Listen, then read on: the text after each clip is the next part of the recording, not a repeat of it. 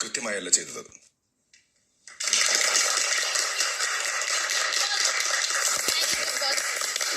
അതുകൊണ്ട് ആദ്യ മത്സരം റദ്ദാക്കിയിരിക്കുന്നു.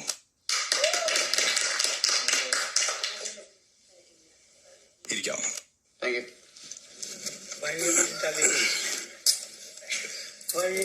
നിങ്ങളുടെ ആവശ്യപ്രകാരം മത്സരം പുനരാരംഭിക്കുകയാണ്.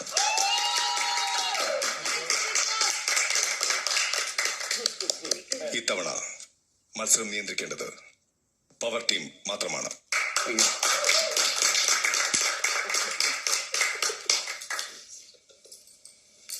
എന്നാൽ പ്രത്യേകം ഓർക്കുക, നിർദ്ദേശങ്ങൾ നൽകേണ്ടത് നൽകിയിരിക്കുന്ന സ്ഥലത്ത് നിന്നുകൊണ്ട് മാത്രമാണ്. ഇടയിലേക്ക് ഇറങ്ങിച്ചെല്ലാൻ പാടില്ല. ഇത് പവർ റൂമിന് വേണ്ടിയുള്ള രണ്ടാം ചലഞ്ചാണ്.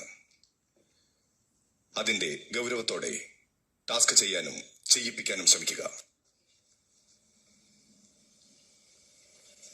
ആരെങ്കിലും കൈമടക്കിയാൽ നിവർത്തിപ്പിടിക്കാൻ ആവശ്യപ്പെടുക. അത്തരത്തിൽ ആവശ്യപ്പെട്ടിട്ടും കൈ വീണ്ടും മടക്കിയാലോ, ഒരു പരിധിയിൽ കൂടുതൽ കൈ താഴ്ത്തിയാലോ, കുടം താഴെ വീണാലോ മാത്രമാണ് മത്സരാർത്ഥികളെ പുറത്താക്കേണ്ടത്.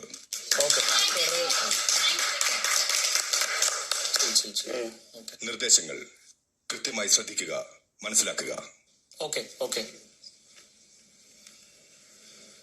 വ്യക്തമല്ലേ? വ്യക്തമാണ് ബിഗ് ബോസ്. മടക്കാം എന്നുള്ളത് അതിൽ ഉൾപ്പെടുത്തുന്ന കാര്യമാണ്. അത് ബിഗ് ബോസ് ഇങ്ങനെ പിടിക്കാൻ പറ്റുമോ, അത് ഇങ്ങനെ തന്നെ വെക്കണം?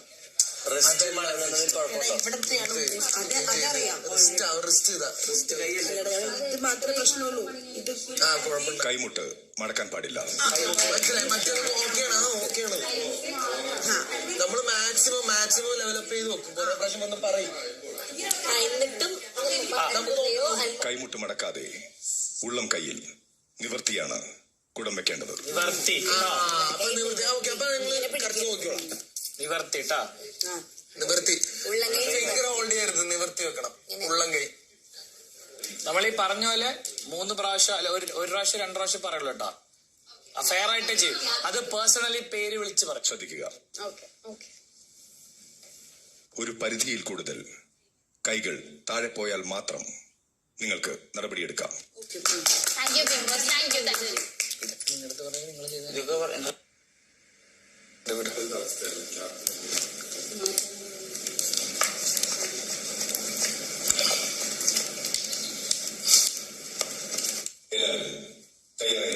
അറിയിപ്പ് ലഭിക്കുമ്പോൾ ഗാർഡൻ ഏരിയയിലേക്ക് വരിക.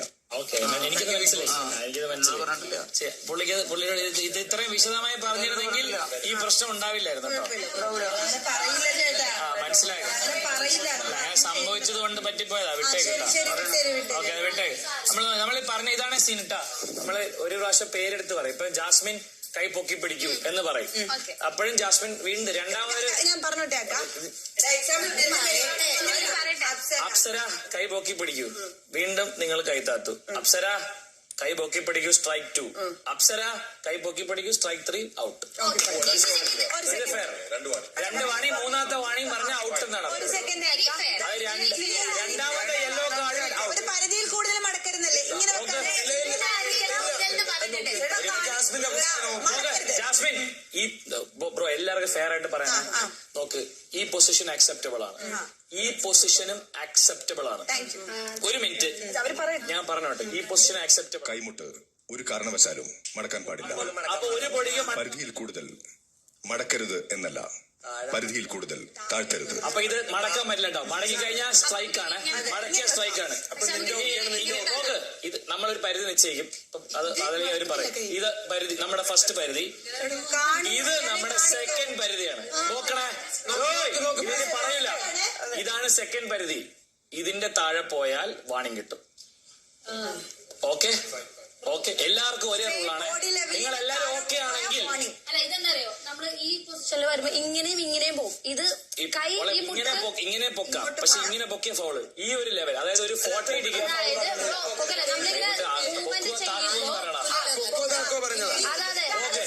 സ്ട്രൈറ്റ് കാരണവശാലും മടക്കാൻ പറ്റില്ല കേട്ടോ. സ്ട്രെയിറ്റ് തന്നെയാണ്. ഒരു കാരണവശാലും മടക്കാൻ പറ്റൂല കേട്ടോ. ഇങ്ങനെ ആക്കി കഴിഞ്ഞാൽ പ്രശ്നം. പിന്നെ അടുത്തത് ഇത് സ്ട്രൈറ്റ് ആയിരിക്കണം, വിരൽ ടച്ച് ചെയ്യാൻ പറ്റില്ല. ഇങ്ങനെ തന്നെ ആയിരിക്കണം. ഇങ്ങനെ ഇരിക്കും. ഞാൻ ചെയ്ത് നോക്കി ഇങ്ങനെ ഇരിക്കും. എടാ ഇത് ഫെയർ അല്ലേ? ഇത് എല്ലാവർക്കും ഓക്കെ അല്ലേ?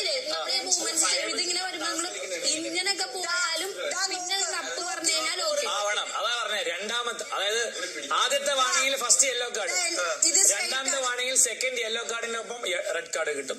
ഇത് സ്ട്രെയിറ്റ് ആണ്. ഔട്ട്. ഓക്കെ അല്ലേ? ഈ പരിപാടി ഓക്കെ ആണോ? എല്ലാവർക്കും ഓക്കെ അല്ലേ? പിന്നെ നന്ദന കേട്ടില്ലെന്നൊന്നും പറയല്ലേ. ആദ്യം warning, first Manjakkad, second Manjakkad, red card, out. This is the പരിപാടി. ഒരു വാണിംഗ് ഓക്കെ അല്ലേ? രണ്ടാമത്തെ വാണിംഗ് ഔട്ടാണ്. ഒരെണ്ണം ശരി, രണ്ടാമത്തെ വാണിംഗ് എടുത്ത് എല്ലാരും കൂടെ നോക്കാതെ നമ്മൾ ഓരോരുത്തരും ഓരോ സൈഡ് നോക്കാം.